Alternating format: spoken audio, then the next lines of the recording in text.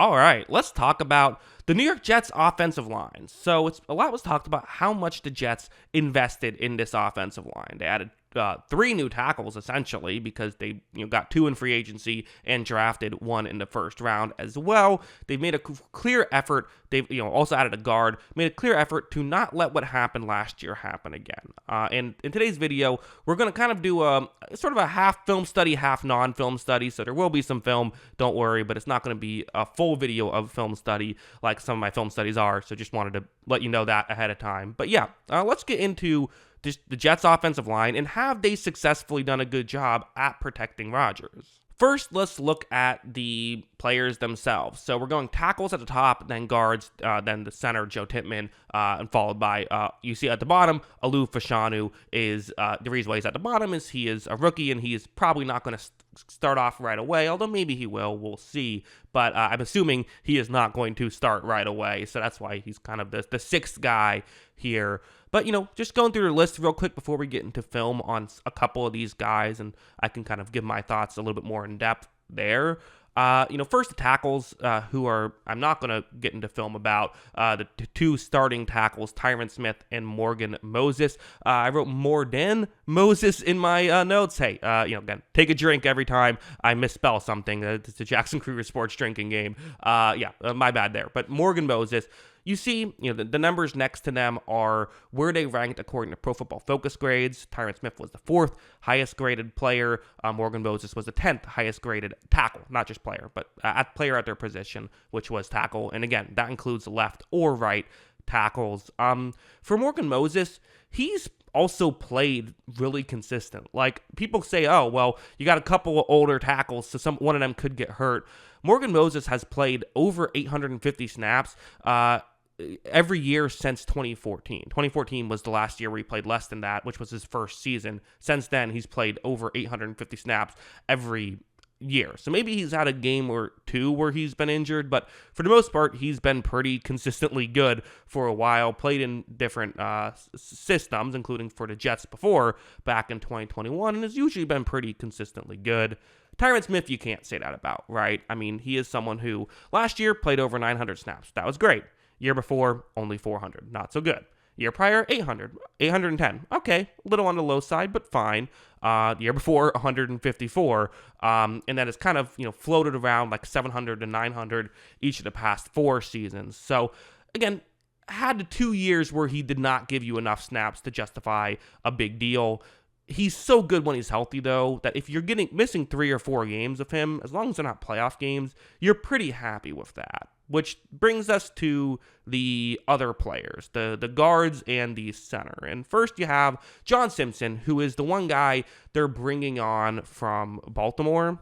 We can show some film of him where I think he's actually a pretty good pass protector. Like, I don't think that I would be that concerned about him. I know he's not elite or anything like that, but he's solid. Like, this is in the playoff game, going up one-on-one against Chris Jones. You see right here, doing a pretty good job at when this play begins, in position to make this block for Jones. You know how deadly his hands can be, but Simpson has the hand placement that he wants. Jones tries to overpower Simpson, doesn't really work out. The reality is, I think Simpson is someone you can trust. He's a solid guard. He might not be elite, but he's not someone that you're too concerned about. And the reality is, usually that's what you want. Usually you want guys who are, just solid. Guys who aren't going to be a hole in your offensive line more so than trying to get stars. And even like Joe Tippmann, who again, not the highest graded player. PFF says 22nd graded center out of 36. But again, that's not the end of the world. This play, you see where he is on it. He is the center, of course. He was with the Jets last year.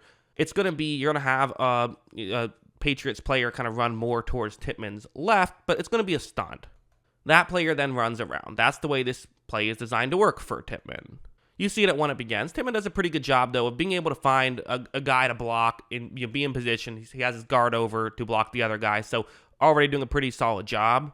And while that Patriots player is going to kind of get around him, it's not enough. Tippmann is able to, pull off that block pretty solidly well. I think as the season went along last year, we saw Tippmann play pretty solid. Again, last thing you want is for an injury, but if he's out there, you should feel pretty okay. The other guy is Elijah Vera-Tucker, who is a good player when healthy, but has had some injuries, and I think that's the one area you're probably biggest concerned about if you're a Jets fan is, okay, you have the backup tackles with Lou Fashanu, so if Smith goes down, you should still be okay. But what if you have an injury to one of the interior guys? And it had me kind of wondering, could Fashanu play guard if you have to? Like, let's say, for example, that Elijah Vera Tucker goes down. Well, going over to something like this is going to once again be another stunt. So you have, kind of same thing. The edge rusher is going to run towards Fashanu's, more towards the inside, and then you have a player trying to get around.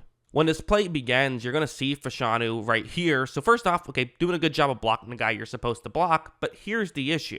That Ohio State player is getting in position to try and get around Fashanu. What do? This is a tough situation. Watch Fashanu read this play and gets his left arm out, kind of ends up blocking both of them at a certain point, but is able to get over and still make that block. So he is someone that actually, when I watched film of Fashanu, I thought he was a really smart player and did some real good things that if he had to play guard, at least in terms of pass protection, it should still be pretty good. If you look at their other backup options, it doesn't look like spectacular. Xavier Newman is a guy high up on the depth chart who was a 2022 undrafted free agent. You also have Max Mitchell, who was PFF's 73rd rated tackle out of 81 last year, and then we have Wes Schweitzer. I'm not sure if I said that right, but he was the 27th rated center out of 36 in 2022. Has had some years where he's been graded better, so he's someone who's interesting as well. Could be a depth piece.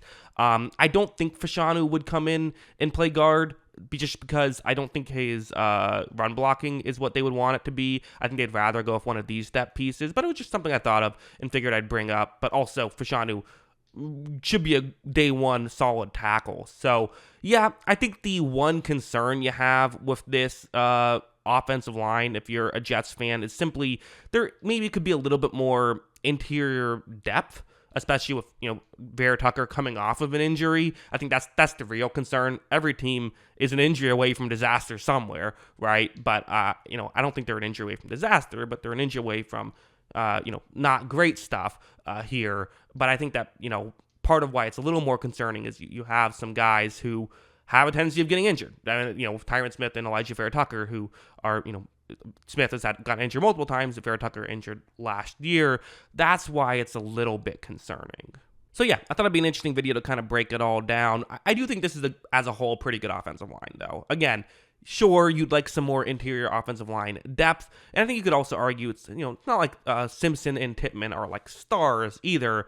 But again, you can say that with most offensive lines. And the goal is usually to not have a black hole anywhere. I do think there is enough depth that it won't be a complete mess if they get injured in the interior. And they should be fine if they lose a tackle. So, and again, Morgan Moses doesn't get hurt that often, or if he does, they tend to be minor injuries. So as a whole, that's my conclusion. This is not a perfect, flawless offensive line, but it's pretty good, and I think that, did the Jets do an effective job at protecting Aaron Rodgers this offseason? I would definitely say yes. I think they did as good of a job as you can hope for any team is a couple of injuries away from their quarterback being in trouble. It's the same thing with the Jets, but I think that they're in a better position in that regard than most teams are. So yeah.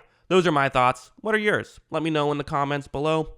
Always love hearing from you. And of course, as always, thanks for watching.